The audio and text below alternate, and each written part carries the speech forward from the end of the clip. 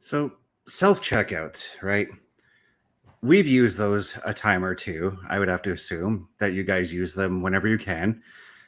Um, Today, I had to go to Food Basics, right, to get some pop for what I was going to do for my dinner, which was a burger and or sausage and fries.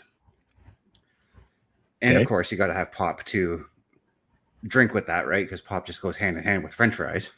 Right. Um, so I grab my pop, go to the self checkout because I only have the one item, and I've used self checkout as a at least 1 to 5 items, and you're good. What Okay. really annoys me is when I go to the self checkout and there's a guy with a full cart, $200-300 in groceries. Have you guys had this happen to you before at all?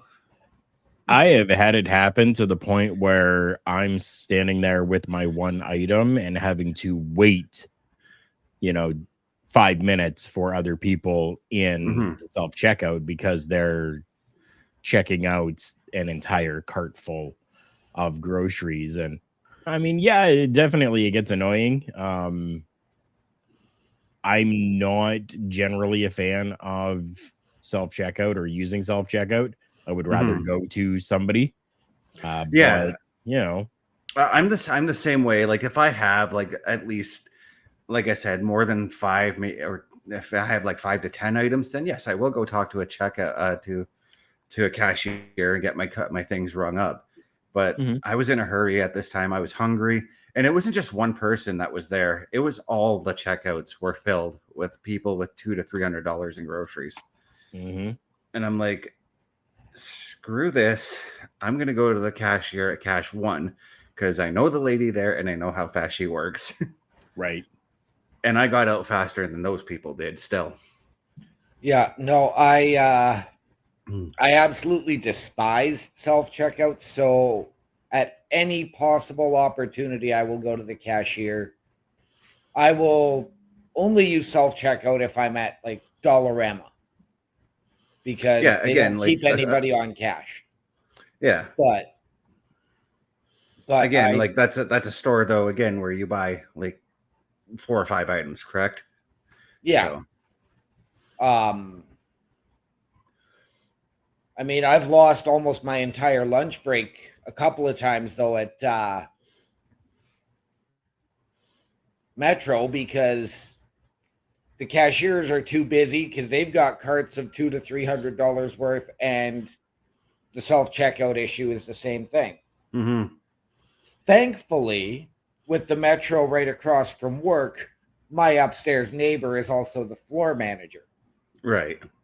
So I get that taken care of at customer service rather quickly. And what's unfortunate in these situations is that the self checkout.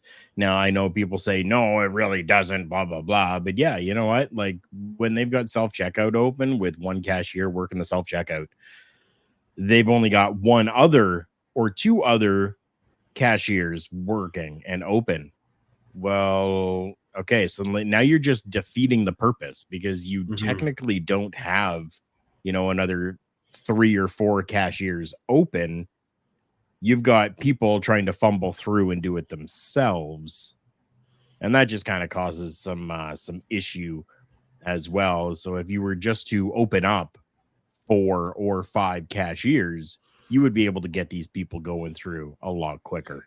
And Yeah. that's just the thing. There were 4 other caches open at Basics because I went Wow. at the rush hour time when there are more tills open. So Interesting. Yeah. Interesting. Chris Parrish is here with us. He's like, hey, it's Carl and Best and someone with a bad hairline, as per Lisa. I think after the show, I may have to find out a little bit more about who this Lisa is that yeah, you guys kind of started telling me about before we came on. Bulkster, it is so good to see you, brother. Thank you so much for being here. With that, I think it's about time that we make it showtime.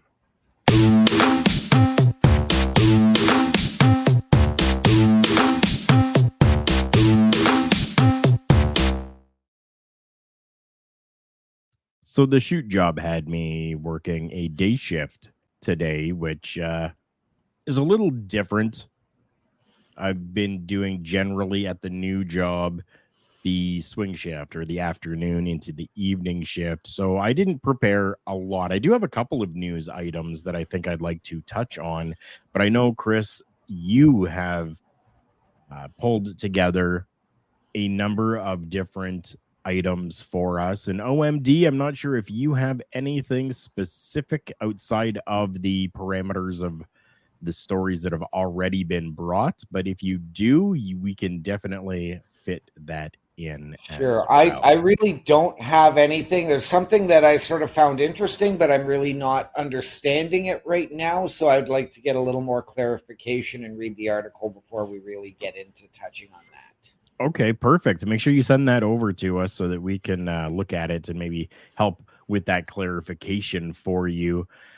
I think Mr. Chris Best is going to be able to clarify which articles he pulled for us this week, though. Yeah, and actually, this is one that kind of caught me off guard because I didn't expect this to happen so soon. Mm-hmm. But Dijak is already accepting bookings. I thought that's what I was wondering is how, because I know we're not even a month from his release, give or take. We might be a week or so past his first month, but he's taking a booking as of this Thursday. He's going to be doing some indie wrestling shows, and I thought he still had a main roster deal when he was in NXT, but maybe he doesn't, because the main roster deal, right, when you get released, it's 90 days before you can compete. But if you're in NXT, it's 30 days. Yes. Correct. 30. Yeah. Yeah. But if you go back and you look at the situation they had with Cesaro, where they could not come to terms on a new agreement, but he worked out the entirety of his contract, those no compete clauses do not exist. Well, I think for a lot of that, it's extenuating circumstances, right? So that's probably something that he had to go to management and say, hey, listen, I will work the rest of the dates that you have available for me, but in return, this is something that I would like. Right. Yeah. Still gets me because even this past weekend, he shows up, he went to an independent show and had a very profanity-laden promo against WWE, and it's kind of making me think, is he now becoming Cryjack as opposed to Dijak? I don't think so. I think, honestly, this is just not necessarily him, complaining or like becoming a Cryjack type of situation. I think what it is that he's now able to let go and vent those frustrations, and that this is probably a one-off type of situation where he's gotten it out there. It's out of his system. He's good, and he's going to be, looking forward in his career as a professional wrestler when he's, making his way to Roseland and, stuff like that. Right. So, right. Yes. I'm going to ask this though, do we see this maybe as, I don't want to use a negotiating tactic, but could we see this as a situation like they're doing in NXT with Ben Buchanan, or Brooks Jensen as he was known, having him go to these independent shows, all of that, and doing it that same type of way? Like they've had Brooks Jensen thrown out of NXT, but he's gone to other shows citing that he is a free agent, able to take these bookings. I don't know. I think he's completely done. He had gone forward and said that WWE did not try to renegotiate a deal, which that's another thing I don't quite understand, because why would you get called to the main roster if WWE wasn't going to try to negotiate with you? Right. That's just something isn't adding up as far as Dijak's departure goes. But I am glad that he is continuing to take these bookings elsewhere. getting that seasoning, as I've always said, with going around to various independent promotions, even going as far as showing up backstage at AEW Forbidden Door on Sunday. Right. And like as a free agent, you have those luxuries to be able to go wherever you want, do whatever you want to do, and get your feet wet, so to speak, within different companies and organizations. And I mean, the world of professional wrestling, right? Like, I have friends that, are former WWE wrestlers. I have friends that, have worked with NXT. I have friends that, work with AEW. I have friends that work with, MLW, friends that work with OVW. And everybody has those friendships within the business. So it's not maybe necessarily a, hey, I was there to talk business, but it may even just be a situation of, hey, I have the option to go and support my friend. Right. Yeah. And be allowed to be backstage because of who I am. Right. I mean, we've seen it with Ricky Starks showing up at the Royal Rumble a couple of years ago and WrestleMania this year. Right. Yeah. I mean, we saw it with Bailey and Sasha at TNA for Trinity Naomi's last match. Yeah. And those options are there, right? Especially if you're outside of a WWE contract. Yeah, and I'm just gonna put it out there right now because we got SmackDown and Money in the Bank heading to Toronto this week. I can guarantee you, and I know that he does this, Jimmy Corderas is going to show up backstage and visit with friends. Absolutely, he will. Yeah. I mean, we look at, and I'm going to bring this up because this is not the same, but we've got this crossover now, and we've got more crossover between other companies as well as NXT and WWE again. With the Creed brothers and Shayna Baszler once again attending Bloodsport. Right. We've got the No Quarter Catch crew are now going back and forth with TNA. Yes, they are. So, I'm loving this openness. So is there going to be a potential for a Dijak reunion down the road? I wouldn't be surprised. Right. Yeah, because right now he's, again, as Carl had said, he's just venting his frustrations. I'm sure he actually doesn't hold any ill will to the guys in WWE, unlike another release that I saw a video of today, that being the Bumps Matt Camp. He had a lot of negative things to say about his time in WWE. You'll have to send that to me. I haven't seen that. I think I'd like to take a look at it. I will send it to you, but the first line he says in that thing is he says the WWE always says they're family. That's bullshit. Those were his words. Okay. Wow. Well, I will definitely give that a listen as well.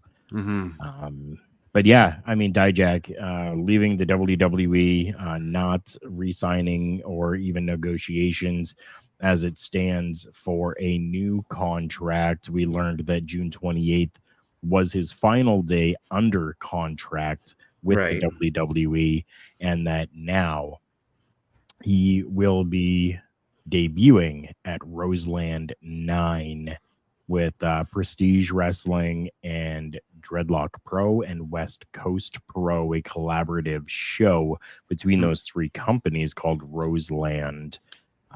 That's happening September 29th, 2024. Yes. So, however, okay, so that actually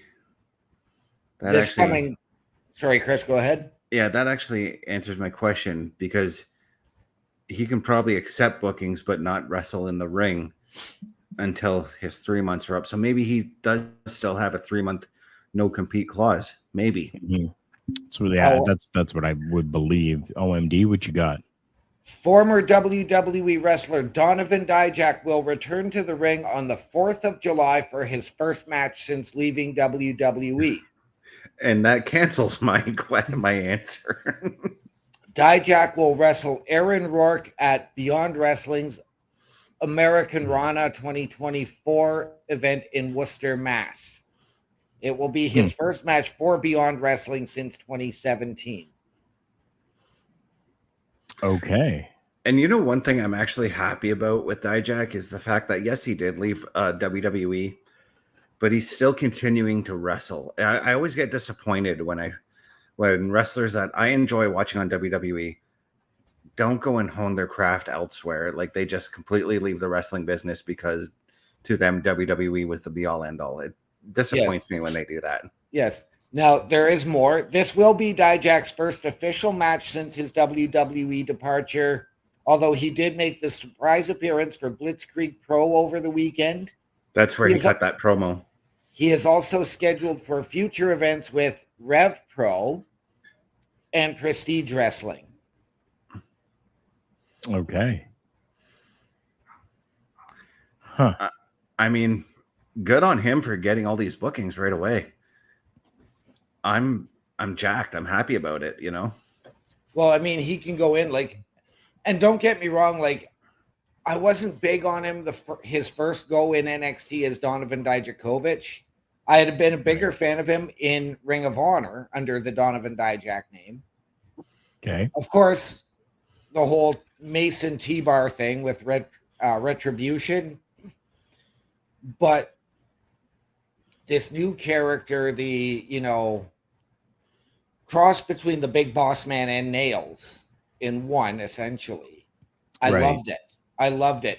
And I'm sure a lot of these companies are also advertising that it is, either the return of this guy who's wrestled for this company before or as former WWE superstar. Mm-hmm. So the fans will turn out that, okay, we've got somebody who was just in WWE. Right. And I think anytime that you put the former WWE or former WCW or anything like that, you're going to get the fans coming out. Yeah. I mean, look at the last few CWE shows that you and I were working, Carl. Yeah. That's exactly it. Yep. Exactly. 2 shows in a row, we had to fill the seat. We had to throw down more seats because people were coming in. We did. Wow. It was absolutely insane. It was great. Yeah. So insane in a good way. Yes. Oh yeah. Unlike some footage that came out that is insane in a bad way for AEW. Some footage came out, and I don't know if you guys saw this, about the terrible state of their merchandise stand at Forbidden Door. I did not see that. No. Okay. So in the footage, the merchandise stand had a lot of frustration surrounding it. They had the worst merchandise selection that this person has ever seen for a second time in a row. There were only AEW branded shirts available, with the only wrestler specific shirt being the LIJ shirt. All the shirts were priced at $50. Are you flipping kidding me? $50. They also noted that the tag belts, the replica belts, were priced at $1,000. And now you got to remember, we're talking, for us Canadians, American. $1,000 American. Now, those are like the replicas, like what you've got hanging behind you, kind of replicas, right? Right. Not like the foam championships that we got as kids. Correct. Yes, they are the official replicas. So $1,000 for Jesus. the tag team. So even though we just had MJF return, there were no MJF shirts. There were no Swerve Strickland shirts, Osprey shirts. There was no Blackpool Combat Club shirts. like no New Japan wrestler shirts. There was nothing there. Hoodies were priced at $75. And like it's insane. Forbidden Door is one of the biggest pay-per-views, especially between the collaboration that like it's insane. The collaboration, it's something that's was almost unheard of before, unless it was like territory days, right? But they had nothing but AEW branding for merchandise and overpriced merchandise. Like $50 for a friggin' shirt. I'm sorry, but the last WWE show, and I know that the deals are they never change the price on their shirts. WWE shirts go for $25. Yep. And $1,000. If I'm paying $1,000 for an AEW tag team belt, you better be giving me both tag team championships for that cost. Right. Yeah. Yeah. So for those that don't know what LIJ is, they had Los Ingobernables de Upan, is a faction from New Japan. That is the only real branding. Okay, I would buy that shirt because Evil is in that stable. Just gonna right, put of that course. out there. yeah, of course. But then you had like the very typical like I was there or I was at this event or whatever, right? Yeah. It was. I'll have to send you guys the article here so that you guys can scroll and actually see the video that was posted onto TikTok. It's a very, very sad state when it comes to the merchandise, especially for such a huge event. And when you're coming out, and I actually watched the entire pay-per-view on the weekend. It wasn't great. But it was something to watch. It kept me entertained for a few hours Sunday night. Mm-hmm. Decent crowd, and they're citing that it was $1 million gate that they had. But how can you charge that much? I mean, yes, we pay $40 for a shirt from our favorite bands when we go to see them live or from a festival. I've got no issue paying that. Right. $30 for a hat, as Chris alluded to, $25 for a wrestling t-shirt. That would be, I believe, American. So if we're paying in Canada, it's about 40. Still. No, it's 25 here too. They don't change the exchange rate on wrestling shirts here. That's good to know. Yeah. So how do you get away? Like, you wonder why you have such a bad reputation. I mean, your in-ring product needs work. But when you're going to rip off the people who are already paying these exorbitant prices for your tickets, I know you and I looked at going to an AEW show a couple of years ago, and the cheapest ticket we could find was, I think, $85 in the nosebleeds. Yeah. Jesus. And that was at the Coca-Cola Coliseum in Toronto. That wasn't even Scotiabank. And again, when WWE runs the Coca-Cola place, I've seen the nosebleed tickets go for $19. Right. Right. So we're talking merchandise.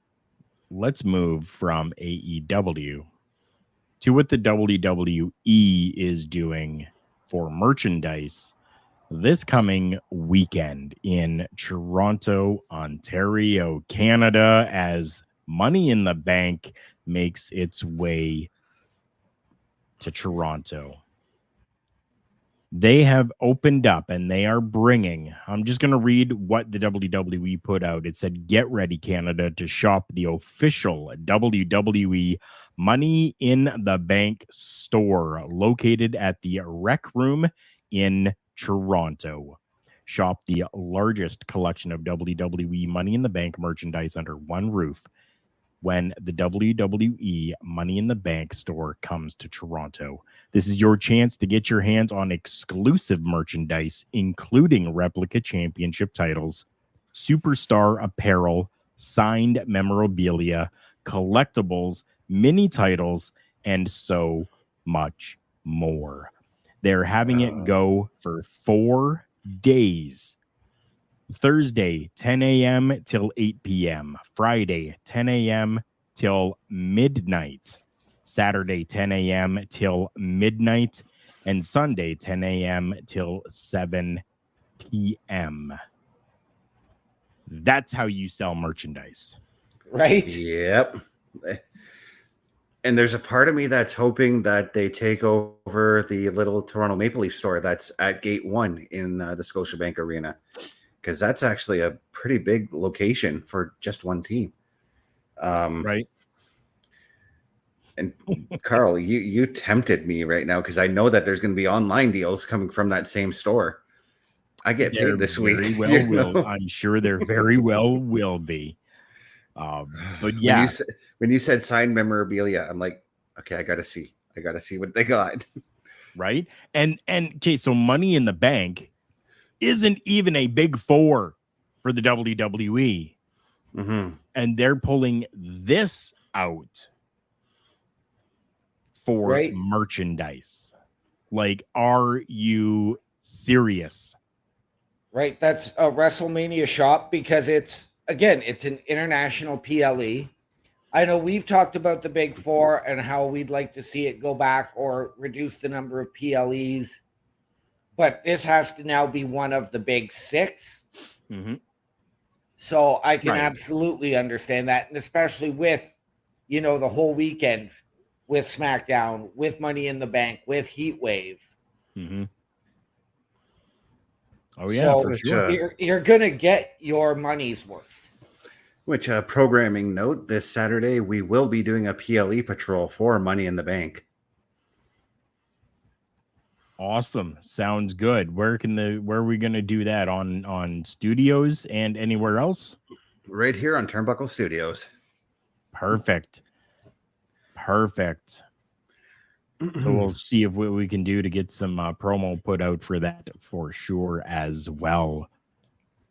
Chris, I just, before you continue on with your couple of topics, to tie into Money in the Bank, I've got another topic that I found really, really interesting. So, Sami Zayn. Sami Zayn is currently what? He's our Intercontinental Champion. He is our Intercontinental Champion. That's correct. Who has he had a feud with in the past?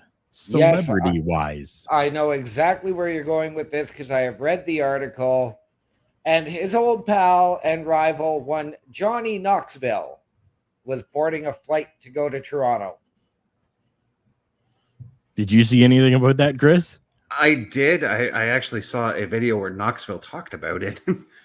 And he mentioned it like in passing. Like, he said it was a possibility he was going to do it. And then I'm like, well, with Knoxville, nothing is a possibility with him. But let's not forget, Sami Zayn also has his Sami Zayn and Friends Do Toronto comedy show. Yes.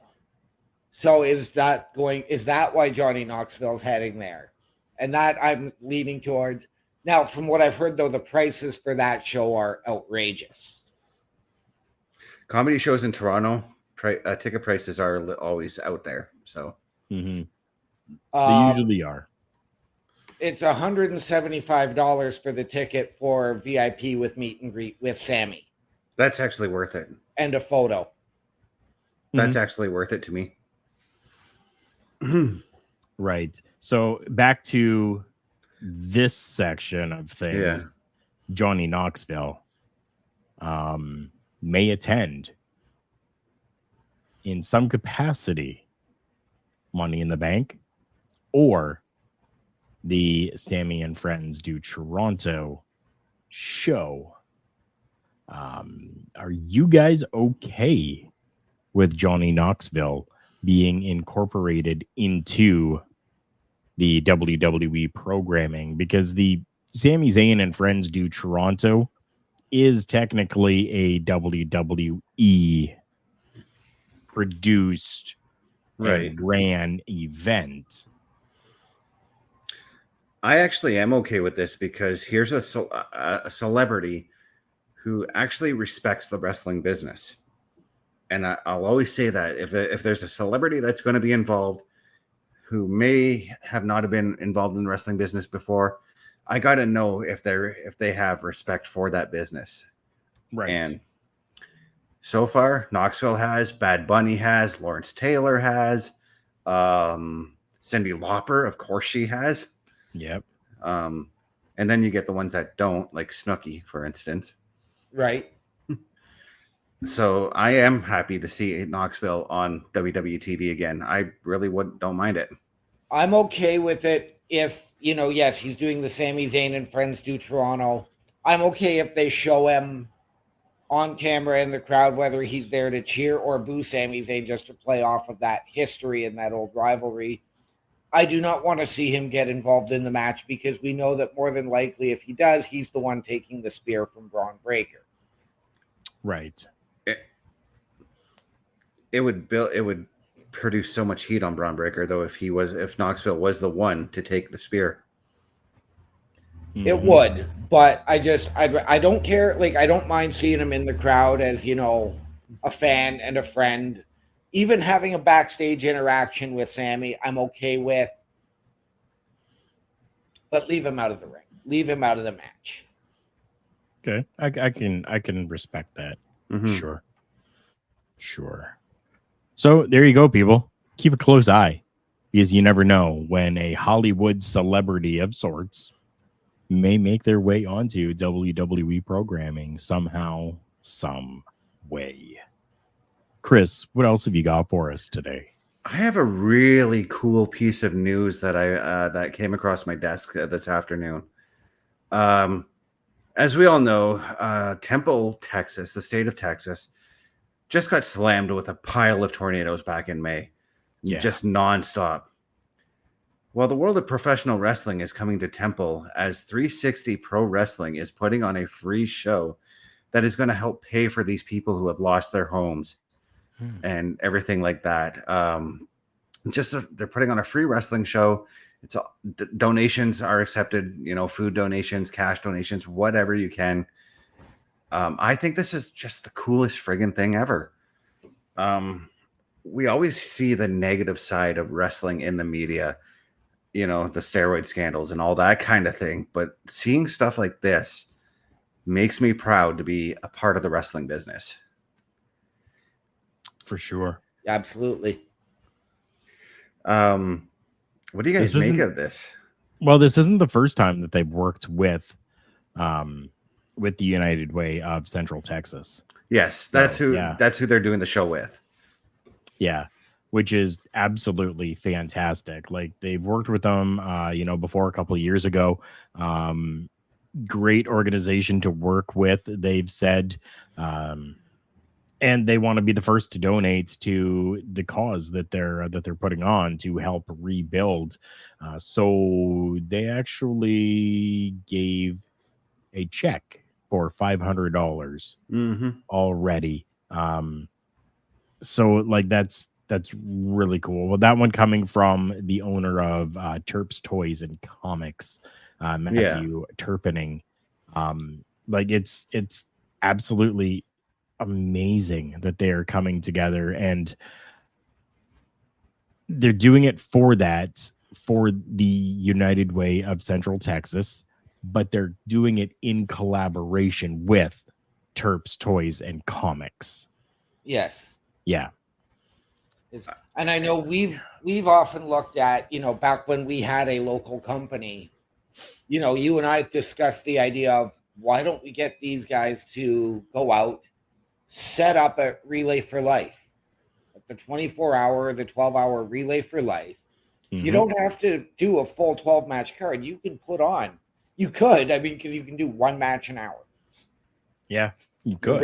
Raising money for cancer. We've seen shows here where it was, bring a canned good or non-perishable food item and get $5 off your ticket. Mhm. Yeah. You know, so if you're wrestling and it's going to a good cause, charitable cause, I'm great with supporting that. Yeah. I would happily be there if I could. Right. I've talked to certain previous promoters too about even setting up at Rotary Fest, because Rotary Fest is also a charitable event as well. Yes. Of course, I got denied, but whatever.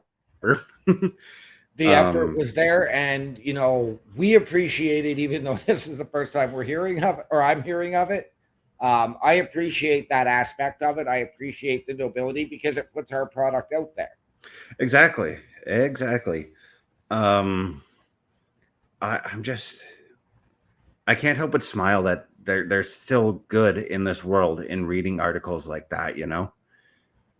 Of course. And I mean, they just, yeah, like there's always going to be people like to think and believe that the world of professional wrestling is such a circus act. And, you know, even the circus makes children smile. Right. Right. So Yeah. no matter what, the world of professional wrestling, and especially the fan base of professional wrestling, is such a community of amazing people that, yes, they will come together, especially during times like these where there has been travesty that has happened. We all bond together when it comes to these things. Like, yep.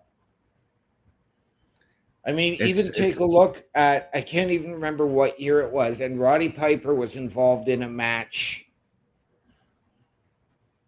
I want to say it was WrestleMania, but I don't think it was. And he was donating the entire purse to the sick kids. King of the Ring, 1994. Okay, there you against Jerry Lawler. Data. It also doesn't help that I watched that show like a month ago. So True. But no, Chris, oh yeah, go ahead. Sorry, but no, that was awesome of Piper to do that. And it wasn't actually until this year that I realized that it was the Sick Kids Hospital in Toronto that he donated that money to. And here's another thing that not a lot of people do know. Jerry Lawler also donated his purse to that as well. Yes, he did. Yeah. See, there is good in professional wrestling. Now, I know you have one more piece of news that is a huge piece for us.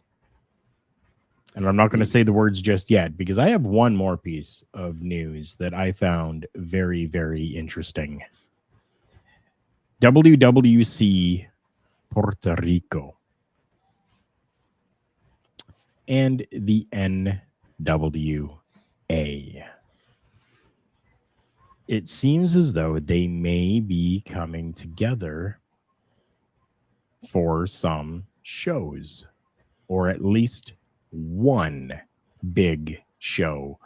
Brian Idle was talking with Ringside News about the NWA's growth as of late, and that the company is planned for the future, especially with partnerships excluding the territory style that they have continued to try to bring back. Brian Idle mentioned that they have relinked the NWA to WWC Puerto Rico. They've been he claims to have been the conduit for the connection, and they've now established the link. Several NWA personalities have actually participated in an invasion type event in Puerto Rico. And they're really hoping to come together to bring a special show and a pay-per-view event to make it even bigger. So I like the idea of this. The NWA definitely it needs a little bit of assistance. I am still a fan of the NWA. I'm a fan of, what Billy Corgan is trying to do with the NWA and bring it back to a territory type of style. I think that is fantastic, and I'm really wishing him the best of success for that. But to partner up with a company that no one else seems to be partnering with right now, I think is a good idea. Right. And it's again, it's going to get, whether it's former big names who are wrestling now in the NWA over to the WWC and vice versa, it opens up that new world. Yeah. For both companies. Yeah. Now, okay, so we know the WWC at one time was a member of the NWA, but they got separated under some extremely controversial situations. I'm talking about the death of Bruiser Brody, who was working with WWC at that time. It was run by Carlos Colon at that time, if I'm not mistaken. I'm happy that they were able to build that bridge and repair that bridge, because let's face it, after that incident, the NWA's relationship with the WWC was extremely sour. Extremely sour. It was bad. But I'm happy. I'm happy to see that. I'm happy to see that we now will have more access to to wrestling out of Cuba and Puerto Rico. Because now we've got Savio Vega's IWA, which is now you can catch shows of that on YouTube. WWC now trying to come into the North American or the American market. I'm happy for that, because the WWC, when they were under the NWA banner, actually did put on some really cool shows. Yeah, they definitely did. And it's glorious that this partnership is coming back together, that this collaboration between the two is coming back together. A beautiful working relationship between the two companies coming back and underneath, the hands of different people, which I think is great as well. This now allows for new relationships to be built, and hopefully lasting relationships to be built as well when it comes from this. Right. And I want to touch on another collaboration as well. We just saw it this past weekend with Forbidden Door, and it's going to be coming back in January with AEW / Ring of Honor teaming up with New Japan Pro as well as CMLL in Tokyo. Okay. For Wrestle Dynasty. Interesting. I believe it's coming up right around the same time as Wrestle Kingdom early in the new year in January. Well, Wrestle Kingdom always happens January 4th, so right. So it may be a little after that, or maybe a little before. I'm intrigued. I might check that out, because it seems like it's going to be a New Japan dominant show, being that they're going to be in Japan on New Japan's territory. Yes, and this is going to be, I believe, the first time that AEW has gone over to do a show there. Same with Ring of Honor. I was going to say, I think you might be wrong, but they actually just lent their guys over there. So I'm wondering, do we see that as just a series of triple threat matches, or do we see, a CMLL take on New Japan for one of the titles? That is something that we have seen in the past. CMLL and New Japan have had a working deal. Yeah. In the past. Okay. I'm not sure if they still have that deal or not, but. Well, I think they did, because we just saw Steph Vacour lose from CMLL, lose the New Japan Strong Women's Championship on Sunday. Yeah, and here's the difference between New Japan's relationship with CMLL versus AEW's relationship with CMLL. New Japan actually tells you who the stars are from CMLL and gives you a little bit of a backstory. AEW still has yet to do that for me. Right. Yeah. It's very true. Very true. There are lots of stories that are being told in the world of professional wrestling. But on SmackDown, wow, that seems to be a showstopper. On his feet. Oh my God in heaven! Our showstopper segment this week brought to you by Mr. Chris Best. If you're watching the video, the graphic on your screen right now kind of says it all. Yes. Chris, what are we talking about? Smackdown being censored in the US, because we didn't see it here in Canada, being censored in the US. There was a lot of backstage frustration over this. Fox censored a lot of things. They censored out the fans chanting. They censored out, and this is one censorship I do understand doing. But when Nia Jax was making her way to the ring for her segment or her match, fans were flipping her off. And I understand censoring that. That's understandable. But they got a little too egregious by censoring fan chants and everything like that. I'm trying to get to the article. My phone's being a little bit slow here. But there was just a lot of frustration. So SRS, not going to mention his full name because, screw Everybody him. knows who that is anyways. Yeah.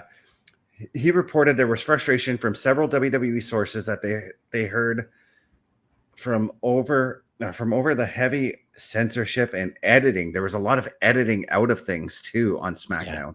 Yeah.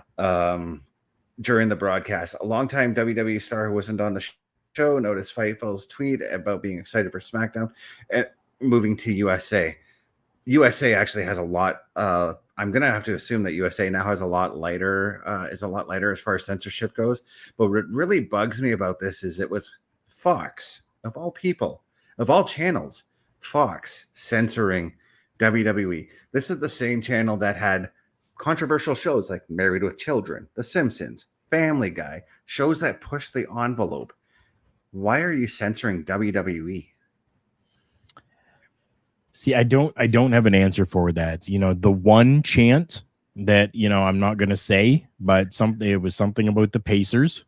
I can understand that one for sure. That's the other one I understand too, but there was a lot of other ones that I didn't get. Yes, there was. And I think that in this instance, it was just Fox trying to save face for Fox at the time.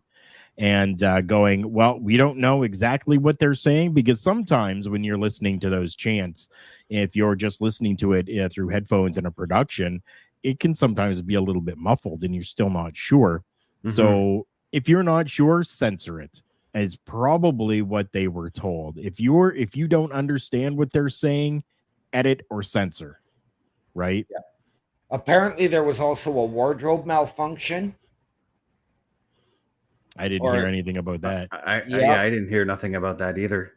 Yeah, I've heard about that. I heard about the chant and the flip off, and it was one fan flipping off Nia Jax from what I read. Yeah, but then it's like all of a sudden it's like they go to black, and all of a sudden then Bianca Belair just materializes, and that was literally their words. Yeah, and again, like OMD and I didn't get that watching it on Sportsnet. But the simple thing to do with that is if you see a fan flipping on, just cut to a long shot of the crowd. Yeah. Simple as that. Yeah. Yep. There are more than enough cameras there that they could just push that button to go to camera 6 instead of camera 2 that they're on. Yeah. Mm-hmm. I'm wondering if, because Disney owns Fox, we know that Disney now has the rights to the shows like Simpsons, Family Guy. Could Disney have had something to do with it? Okay, I'm going to correct you on this one, because Fox TV stations are completely different from 20th Century Fox. Disney owns 20th Century Fox. The Fox TV networks are all independently owned stations. They are not owned by Disney at all. Truth. Okay. Yeah. Because I've looked heavily into that as well, and I had to make sure. Right.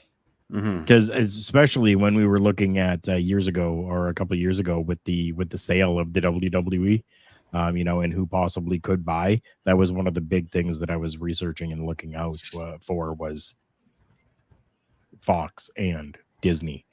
And yeah, came to find out that independently owned television stations, but 21st Century Fox. Yeah. So those Fox stations, they have the contract with 20th Century Fox to air their shows, but those shows can again go anywhere. As we've seen, to use an example, American Dad, that's a 20th Century Fox show. It airs on TBS. Yes. Right. Work.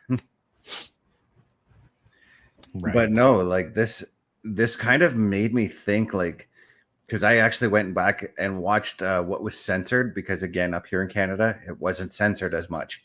Mm-hmm. It sort of reminded me of that last Raw that aired on the USA Network or Spike TV before they went back to the USA Network. Do you guys remember watching that Raw and how heavily censored it became? And then WWE got word of it, and then they're like, just hammer home, we're going to the USA Network in that last hour to JR. And JR, like every 10 words he was saying USA Network, and just really had those censors going. Oh yeah. I can vaguely remember that episode, but I believe I was watching it on TSN at that point. I think I was too, because that was also the last year for TSN, because they were getting ready to go to the Score. Mm-hmm. Yep. That's right as well. Yeah. Kind of makes me excited now that we're getting all of the stuff on Netflix, and now we won't get the stupid looking censors, you know? Right. Yeah. Oh, totally understandable. Totally understandable. We try to only censor one thing on this show. That's it. That's my only request, is the one censor. Everything else is usually pretty fair game. Yeah, and I'd like to apologize for swearing earlier, but I was just quoting what Matt Camp had said earlier, because I'm trying to watch my mouth on that. You didn't say that one bad word. That's yeah. Yeah. Oh, okay. Yeah. So that is okay.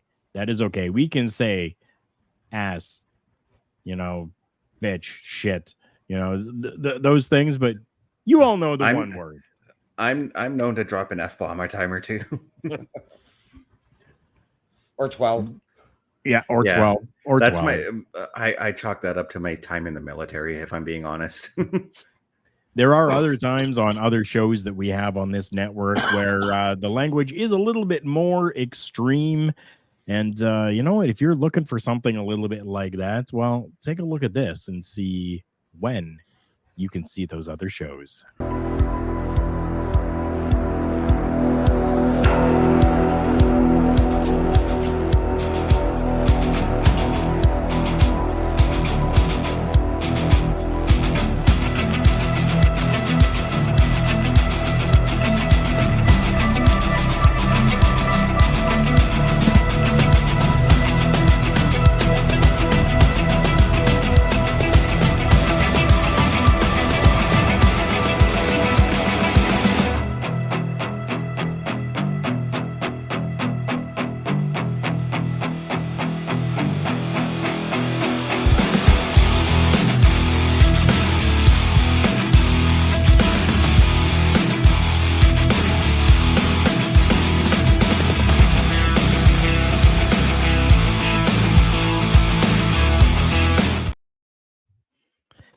And as we close out the program this evening, Chris Best, let the people know where they can find you. You can find me at youtube.com at CBRS Entertainment, twitch.tv CBRS_entertainment, threads.net at CBestFilms83, facebook.com Chris.best83, tiktok.com at CBRS.entertainment. OMD, where can the people find you? He's all muted up still, so I will give mine before we let him take that final spot. Mine is simple and easy. It's a link tree, linktr.ee/Carl Carafel. That is linktr.ee/KARLKARUFEL. OMD is still having some issues over there on his end, so I'm going to go through his then.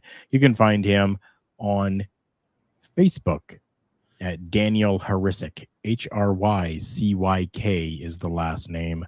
On Snapchat at One Man Dynamic, capitals on the O, the M, and the D. On Twitch at OMD17 and on Discord at OMD6370. Make sure you're following us on Good Pods as well. You can listen back to all of the different shows and programs for Turnbuckle Talk over on Good Pods. You can search it by going to goodpods.com/podcast/turnbuckle-talk-264524. Make sure that you are leaving us a rating as we do continue to get bumped up in the slots. We are sitting about between 5th and 3rd over the last little while. We did dip down for a little bit, so make sure that you're going over there and leaving us a rating. The more that you do that, the more that it pushes us up and allows other people to hear these programs. And now my audio issues come to an end. For Chris Best, for OMD, and myself, Carl Carafel. Remember, everyone, the world's a scary place. Take care of each other.